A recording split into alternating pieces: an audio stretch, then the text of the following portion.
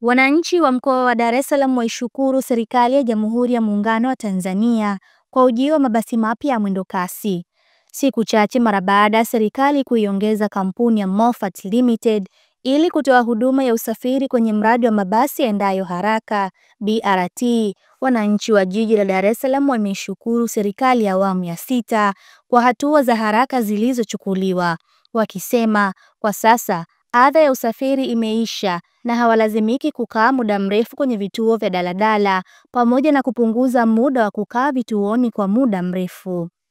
Oktoba 2, 2025, Waziri Mkuu wa Jamhuri ya Muungano wa Tanzania, Mheshimiwa Kassim Majaliwa, alitembelea mradi huu wa mabasi yaendayo haraka kwenye vituo vya Kimara na Kivukoni, akiagiza mabasi 60 yaende kuongeza huduma ya usafiri katika eneo hilo, na leo tumefika kwenye baadhi ya vituo kujionea hali ilivyo baada ya ongezeko la mabasi hayo na kubaini uchache wa abiria kwenye vituo hivyo tofauti na awali.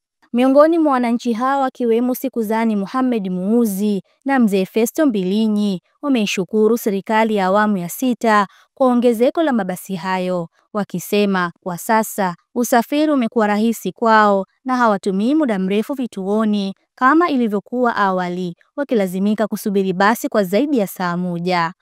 Naitwa Sikuzani Mohamed Muuzi, natokea wilaya ya Kinondoni, mkazi wa Magomeni.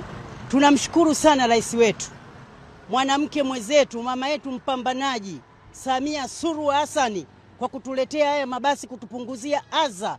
Tulikuwa tunahangaika watu jinsi ya kuingia kwenye gari, tunapandiana, tunadondoshana, tunakanyagana, lakini kuanzia hii leo tumeona magari ni mengi sana ya mwendokasi. Tunamshukuru sana kiongozi wetu. Oktoba tunatiki.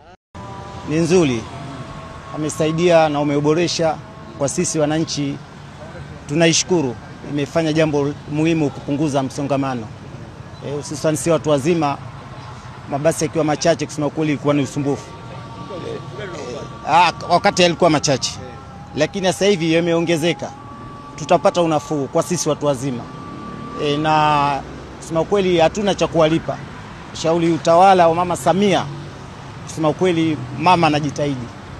Wengi wa abiria pia wamesisitiza kuanza kufikiria kuacha magari yao binafsi nyumbani na kuanza kutumia usafiri huo wa umma, ambapo katika hatua nyingine abiria wengi pia wameonekana wakipanda mabasi mapya na kuacha yale ya zamani kwa madai tofauti, ikiwemo kutaka magari hayo mapya kutokana na kuwa na kiyoyozi, madereva wakionekana kila wakati kuwataka abiria kufunga vioo ili kuruhusu viyoyozi hivyo kufanya kazi vyema.